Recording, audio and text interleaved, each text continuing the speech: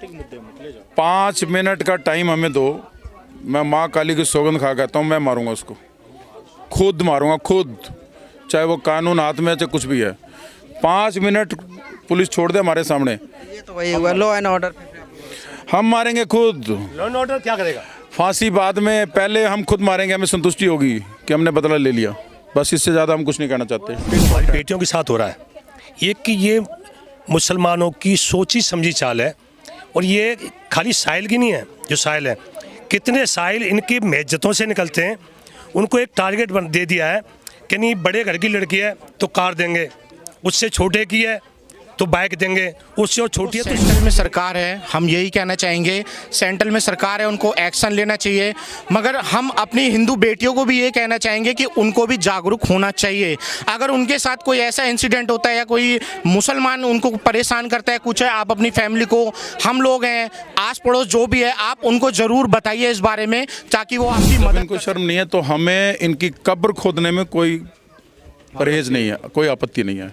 कब्र खोदेंगे, आज नहीं तो कल खोदेंगे। प्रशासन कानून अगर नहीं सुनेगा तो हम हथियार खुद अपने हाथ में लेंगे। इसमें हमें कोई, अपनी बहन बेटी की रक्षा करने के लिए अगर हम इतने सक्षम नहीं हैं तो फिर शर्म हमें भी आनी चाहिए। दिल्ली में जो घटना घटी, दरअसल उससे पूरा देश दहल गया है, और जो सीसीटीवी फुटेज का वीडियो वायरल हुआ वह पूरे देश ने देखा। और ऐसे वक्त में हमारे साथ दिल्ली शिवसेना साक्षी के घर पर आई हुई है, और इनके परिवार वाले तो यहाँ नहीं है, लेकिन इन्होंने यहाँ से कई तरह की मांगों को रखा है।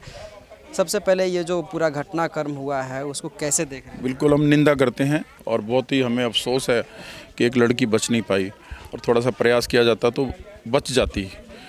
उस समय जिस तरह से एक ही व्यक्ति इतने चाकुओं के वार करता है, तो आने जाने में लगभग 15 से 20 लोग वहाँ से निकले हैं, तो चाहते प्रयास करते तो बच सकती थी। इस बात का बहुत बड़ा अफसोस है हमें। बाकी हम ईश्वर से प्रार्थना करते हैं कि आत्मा को शांति मिले उनकी, लेकिन आत्मा को शांति तब मिलेगी जब फांसी पे लटकाया जाएगा ये साहिल नाम का जो व्यक्ति है। तो शिवसेना की ऐसी मांग है, आइंदा कोई ऐसी बात ना हो, इस तरह के मतलब हत्याएं ना हो, इसको रोकने के लिए हमें जागरूक रहना पड़ेगा। आपने एक पोस्टर लिया है, लव जिहाद के मुल्लो सुन लो, अब तुम्हारी खैर नहीं, कब्र खुदेगी, इस तरह की जो तमाम चीज़ें कह रहे हैं। आखिरकार क्या लगता है कि अब इस पे एक्शन लेने की आवश्यकता है? क्योंकि जिस तरह से साहिल के हाथ में कलावा और गले में रुद्राक्ष माला, ये दिखा रहा है कि लव जिहाद का एंगल है। इस्लाम में जो शिक्षा इन लोगों को दी जाती है उसी का एक पार्ट है लव जिहाद। तो इनको कोई शर्म तो आती नहीं कि हिंदू लड़कियों को आप टारगेट कर रहे हो? अरे मानव हो तुम, क्या राक्षस हो क्या? तो जब इनको शर्म नहीं है तो हमें इनकी कब्र खोदने में कोई परहेज नहीं है, कोई आपत्ति नहीं है। कब्र खोदेंगे, आज नहीं तो कल खोदेंगे। प्रशासन कानून अगर नहीं सुनेगा तो हम हथियार खुद अपने हाथ में लेंगे। इसमें हमें कोई, अपनी बहन बेटी की रक्षा करने के लिए अगर हम इतने सक्षम नहीं हैं तो फिर शर्म हमें भी आनी चाहिए, समाज को भी आनी चाहिए। आपको लगता है कि जिस तरह से ये घटना घटा है, कहीं ना कहीं काफ़ी ज़्यादा क्रूरतापूर्ण घटना है? बहुत ज़्यादा क्रूरता नहीं है, तो बिल्कुल ही एक जानवर वैसीपना है। तो इस तरह मैं समझता हूँ कि इन चीज़ों को रोकना चाहिए।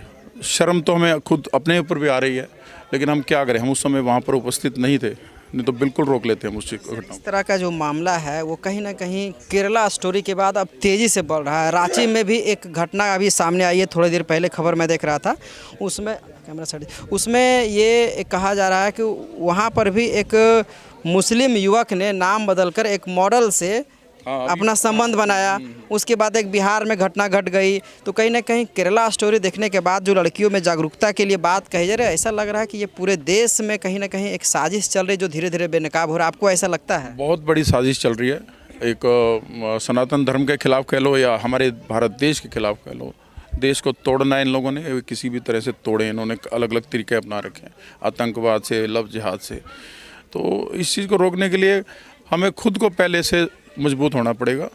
बाकी सरकारें तो जब से दिल्ली में, हालांकि मैं किसी पॉलिटिक्स प्रेरित होकर नहीं कह रहा, लेकिन दिल्ली में जब से केजरीवाल सरकार आई है तो अपराध का ग्राफ बढ़ा है।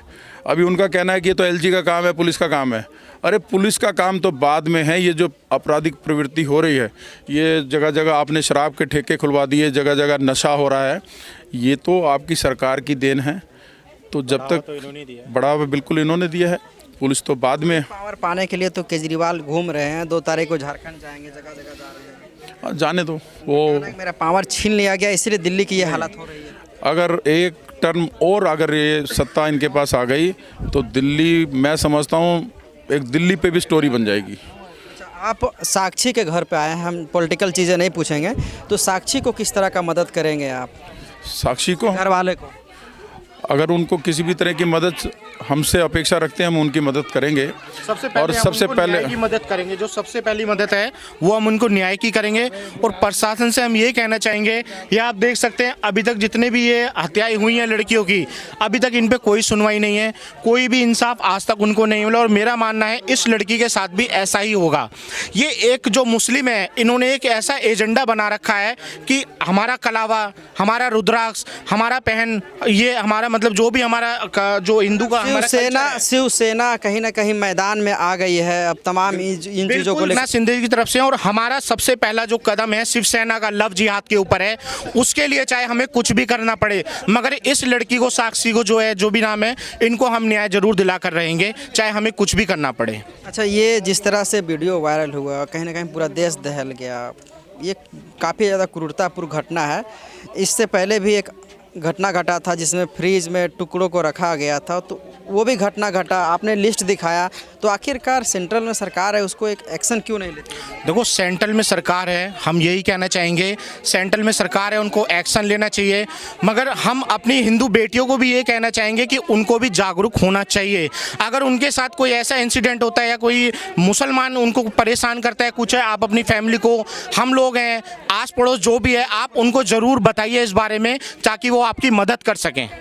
इस साक्षी को भी ऐसा ही करना था, जबकि इसने 1-2 दिन पहले उसको धमकी दी है, उसको भी ये करना था कि ये बात जो है इसको दबा के ना, इसको किसी ना किसी को बतानी चाहिए थी। मगर साक्षी भी किसी ना किसी के दबाव में थी, जो कि वो इस आरोपी के साथ क्या होना चाहिए? आरोपी के साथ सजा, जो उसकी सजा है वो एक ही सजा, उसको फांसी होनी चाहिए। यूपी में आप बाबा को देख लीजिए, अभी लोग यूपी के ही रहने वाले हैं, यहाँ दिल्ली में देखिए, ये इनकी जो मैं बदकिस्मत कहूँ, जो दिल्ली में रह रहे हैं और दिल्ली की गवर्नमेंट के अंडर में रह रहे हैं। आप यहाँ का हाल देख लीजिए कितना बुरा, आप खुद देख लीजिए, यहाँ पर आप खुल के सांस ले सकते हैं? आप बताइए क्या होना चाहिए आरोपी के साथ? फांसी की सजा होनी चाहिए, इससे कम तो क्या, इससे ज़्यादा भी कुछ है तो वो होना चाहिए। क्या होना चाहिए आरोपी के साथ? सबसे पहले मैं एक चीज़ कहना चाह रहा हूँ, जो हमारी बेटियों के साथ हो रहा है, एक कि ये मुसलमानों की सोची समझी चाल है।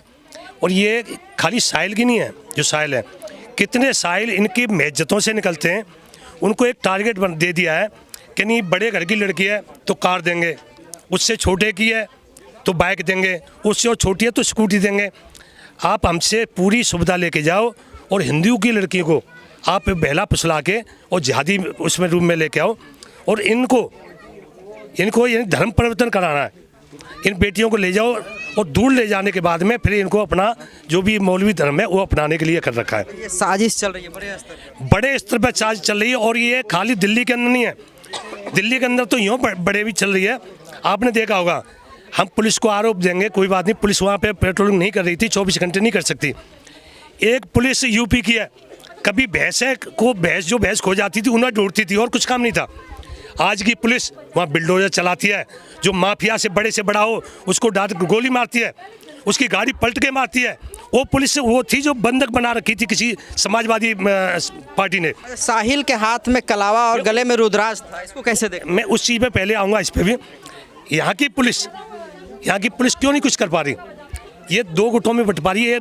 LG का नाम लेते हैं हमारे माननीय केजरीवाल जी, अगर यही मोहम्मदन की लड़की होती, ये मुसलमान की बेटी होती, तो यहाँ अभी तक 4 बार आ चुके होते हो और यहाँ बैठे मिलते इसी जगह पे केजरीवाल जी 1 करोड़ का चेक दे के जाते।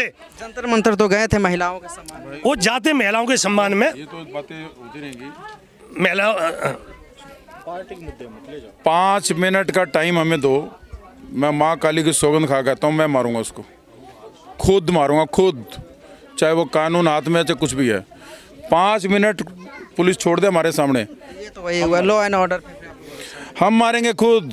लॉ एंड ऑर्डर क्या करेगा? फांसी बाद में, पहले हम खुद मारेंगे, हमें संतुष्टि होगी कि हमने बदला ले लिया। बस इससे ज़्यादा हम कुछ नहीं कहना चाहते। Tit for tat.